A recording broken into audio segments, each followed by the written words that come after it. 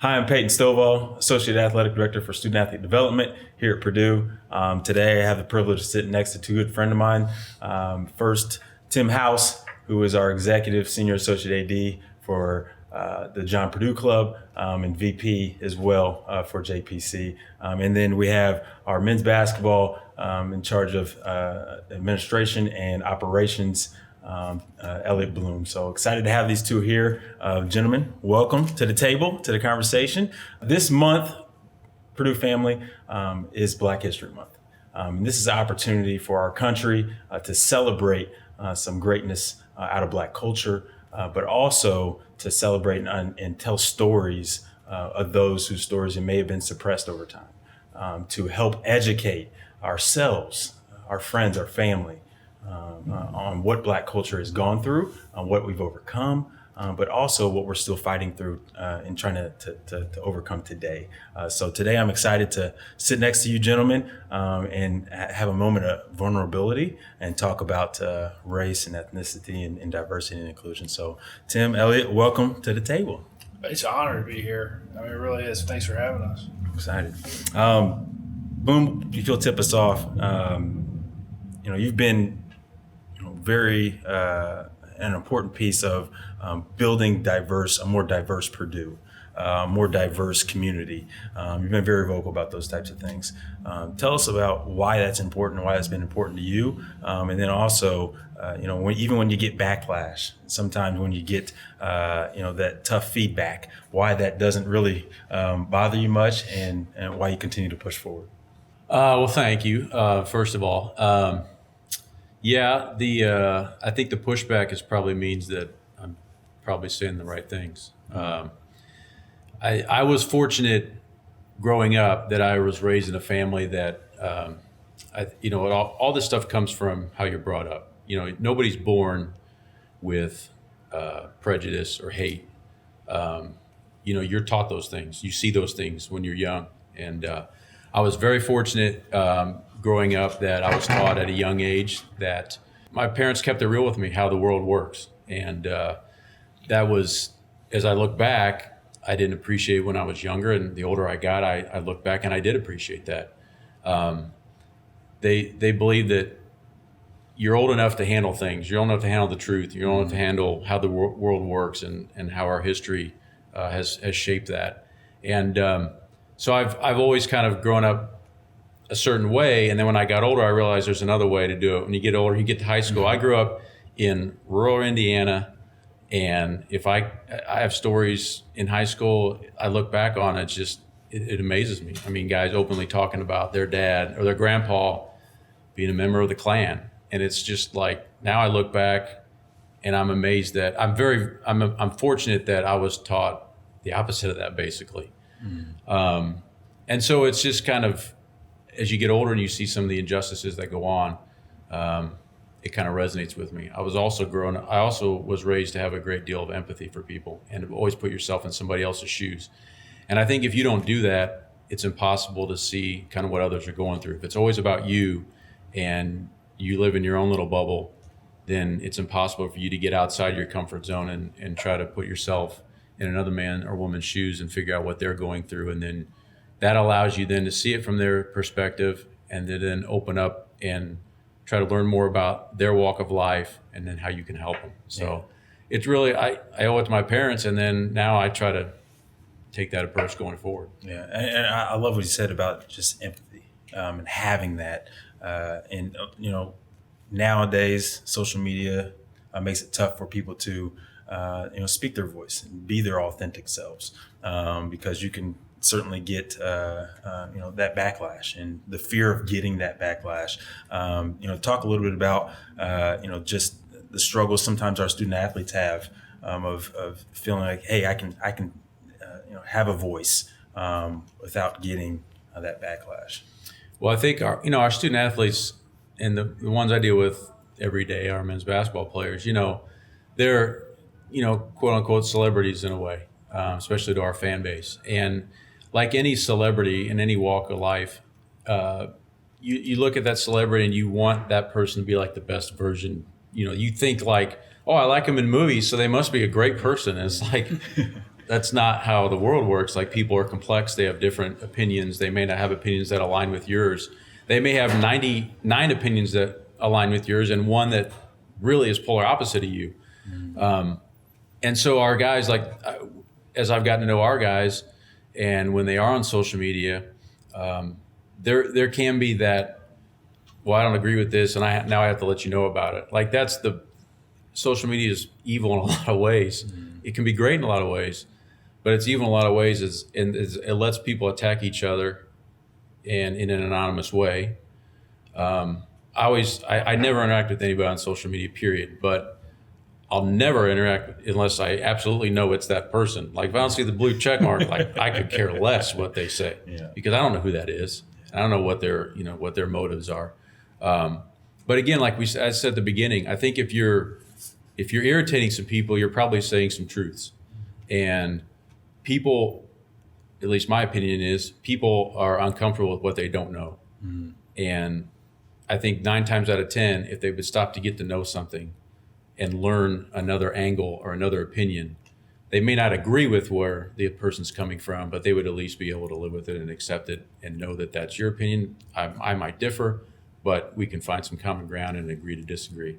And we're in a place right now in our society where you're different, you don't agree with me, you're on the other side, you're my enemy. And I think that's where a lot of these issues probably come to a head, where they could be discussed in a more civil manner otherwise. And we talk about diversity, and that leads me a question for you, Tim. Is I think you're running one of the best departments in the John Purdue Club. But one thing that I've noticed about you is you always do a great job of trying to hire a diverse person when you have the opportunity to do so. So just talk a little bit about why it's important to you as one of the leaders in college athletics, to make sure that you're getting diverse backgrounds on your team, and how that's impacted Purdue athletics. Peyton, I've thought about that a lot. And I don't know that I ever consciously made an effort to hire diversity so much as I always tried to be conscious about hiring the best person for Purdue. And that meant, to me, not being afraid of going outside of the box of what was traditional, whether it be traditional in the athletics development space in college athletics or traditional at Purdue. Like, I want the best person. I also believe that in order for us to be the best business organization, we have to reach the most clientele possible. And in order to reach the most clientele possible, you probably have to have the greatest amount of people that every different type of person under the sun feels comfortable talking to, being around.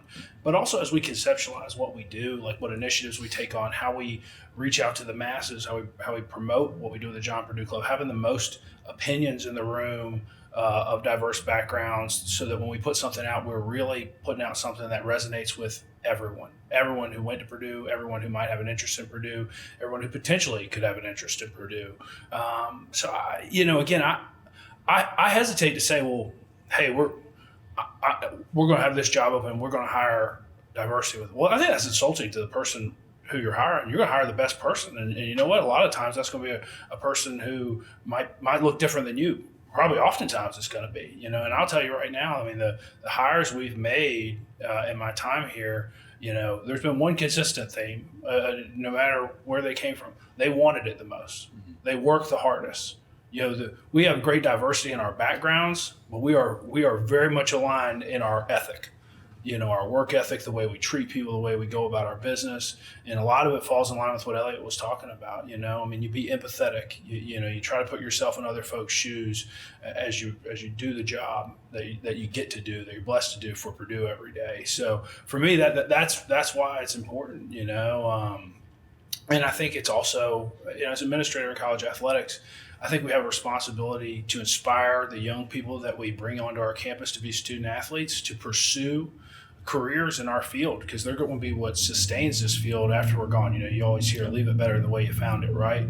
Well, I think we have a responsibility to hire people that look like the young men and women who are wearing the uniforms, because that sort of representation gives them an opportunity to visualize themselves in the role a little easier. If you only saw people who don't look like you doing the jobs that I've been blessed to get to do, then why would you ever think to do that job, and so I feel a responsibility in that regard as well. I mean, I think I want our student athlete. We had Eric Hunter from Elliott's program. We try to get guys from Elliott's program because they do such a good job developing young men. But we had him working in our office this summer. Like, I want Eric. The day Eric Hunter's ready to go work in the John Purdue Club again, I'm gonna sign him up. I mean, like, he's the type of guy you want to marry your daughter and work in your organization. And I think we just have to continue to do those sorts of things to inspire guys like Eric and young men and women of all backgrounds to keep this thing going and continue to make Purdue better. And I appreciate that too. That just the thought, the mindset of it is we're going to continue to grow.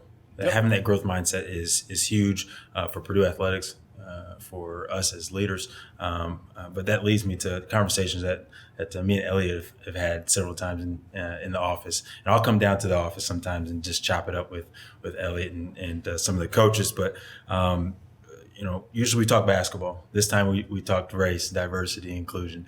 And Elliot was he impacted me because he talked about this book that he was reading with his son and with his kids. And Elliot, tell us a little bit about that, about the book, why you chose it, and then also why it's important for our youth to be part of the conversation, to be exposed to this type of stuff that us as adults have said, this is uncomfortable, we don't want to talk about it. Yeah. The book is called Ghost Boys, and my wife, I may have to give credit to my wife. She may have been the one that actually brought it first into the house. So we're going to say that, whether or not it was me or not, I can't remember. But my daughter read it first, and she read it through, I don't know if she read it through school or we wanted her to read it through school. And anyway, and then I read it, and we had a great conversation afterwards. And it's about a young African-American 12-year-old who gets shot and killed, and his ghost rises out of his body and sees the aftermath and what all the ways that all the people who are affected, family, community, and then he meets the ghost of Emmett Till, and the two of them bond, and he talks about his situation. And it's an incredible book. It's geared towards children or young adults, and I had a hard time putting it down as an adult. It was really well done. Touches on police violence as well, and it just ties everything together in terms of how a community is affected. And so anyway, I had this great conversation with my daughter and got her thoughts on what her perspective. And it's a way to see what's on their mind as a young person, and also deliver some hard truths about where we are as a society and as humans in this country with race. And I feel comfortable talking about it because although I'm nowhere close to being an expert or there yet on things of this nature, I feel comfortable because I dedicate a lot of time to reading and educating myself. And I think that would be what I would encourage everybody to do. We live at a time where information is more readily available than any other time in history. Like, get off your butt and do it. Like, what's your excuse? You going to watch another housewife show or, another contestant show where they create a singer? If that's your deal, that's fine. I'm not trying to. I do like I'm not passing judgment on Tim watching the Housewives of the Potomac or whatever it might be. But for me, like, it's well worth my time to dive into this subject, and it opens your eyes to things. We did an exercise with our team a couple years ago where we read a book. Actually, when the pandemic hit, we had all this time on our hands, and we read a book as a team called White Rage, and some of my favorite times in a team setting was when we sat around as a team and talked about that book. We read it chapter by chapter. One week was a chapter, we'd meet. Next week, we'd meet.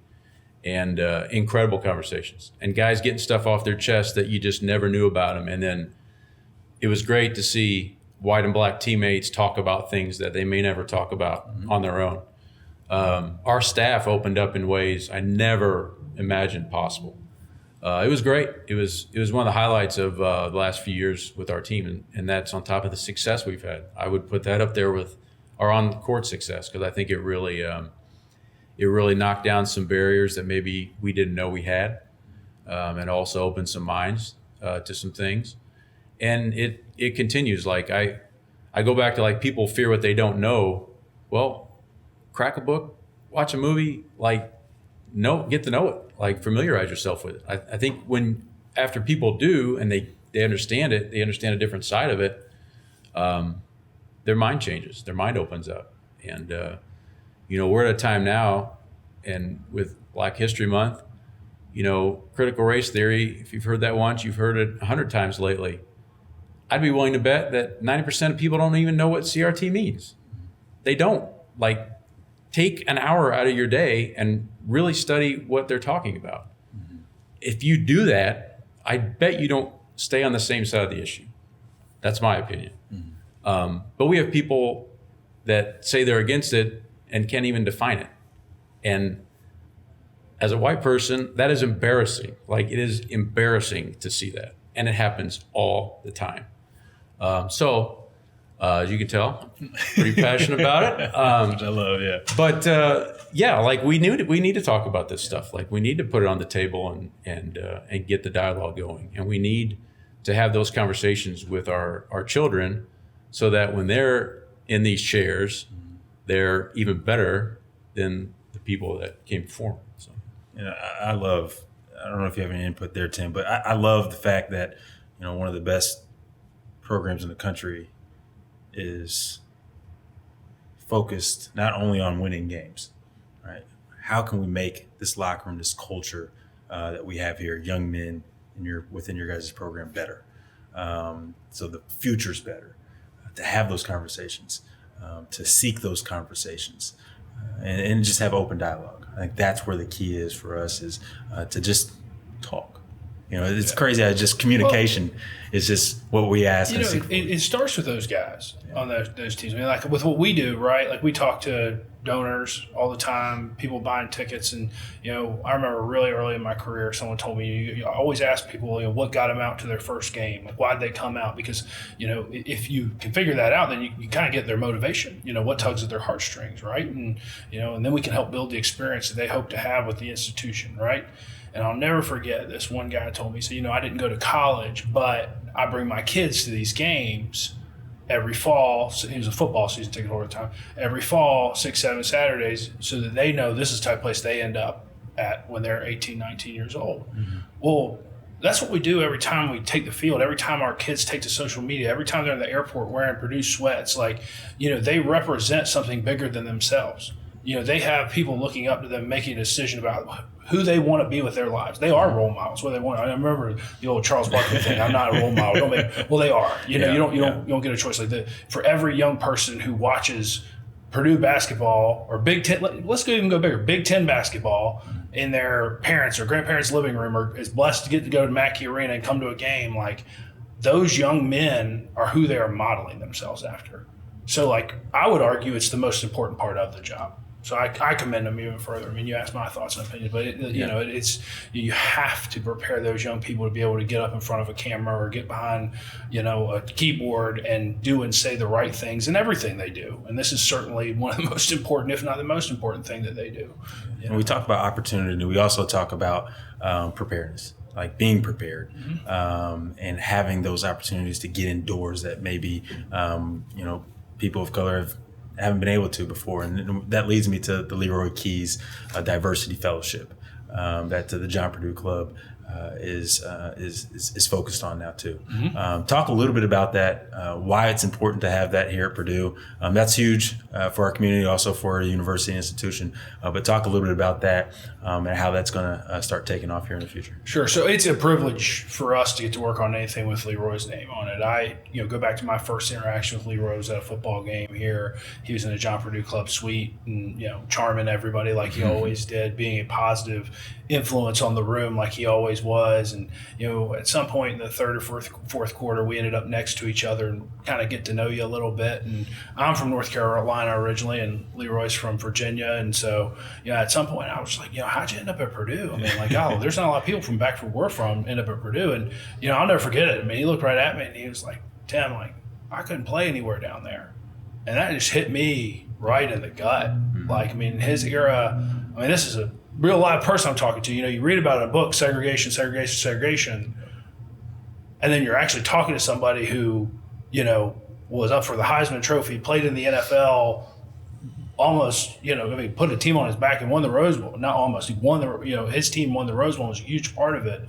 And then to have him look you in the eyes and say that, it hits a little different, And I remember thinking to myself, like, wow, like this guy really, really changed the world with his decision to come here, and paved the way for a lot of people. And there's others before. Lamar Lundy. Remember the Fearsome Foursome? I believe he was our first black football player.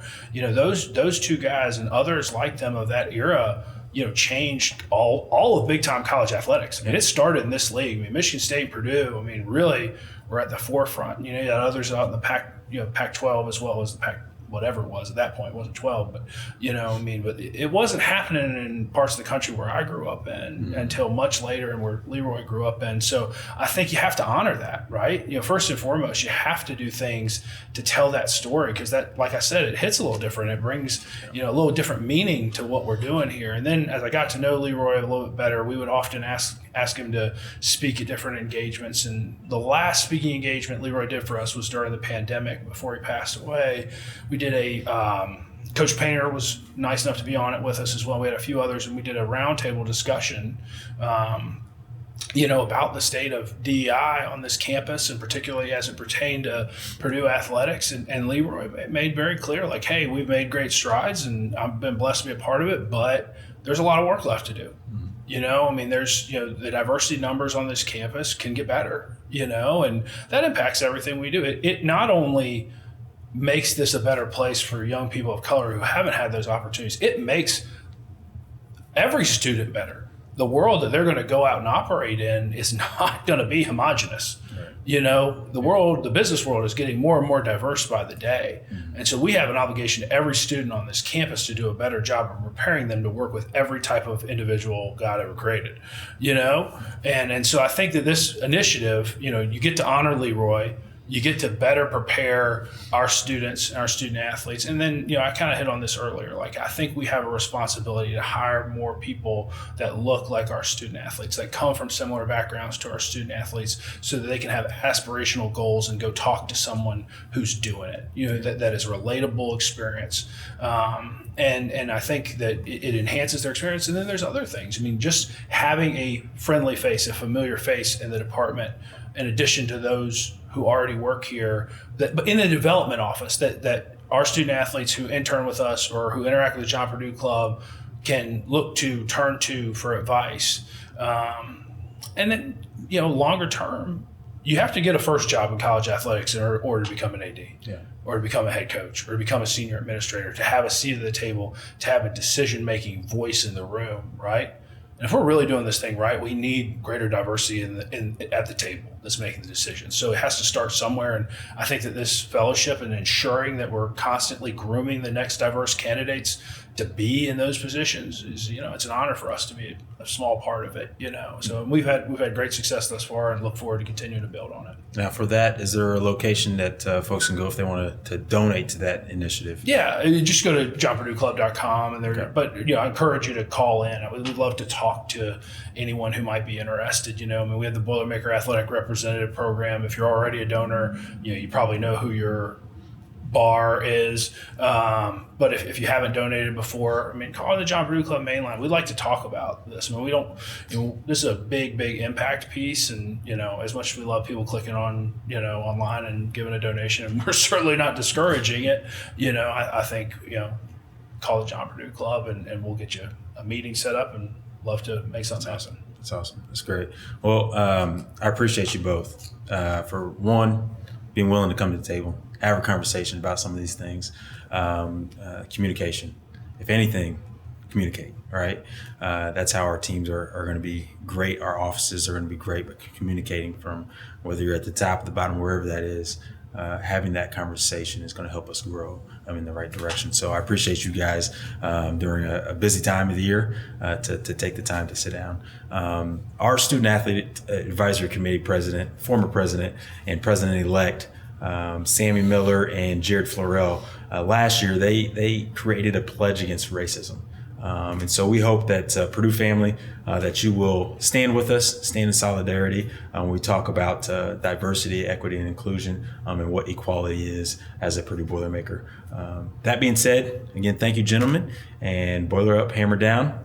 Hail Purdue.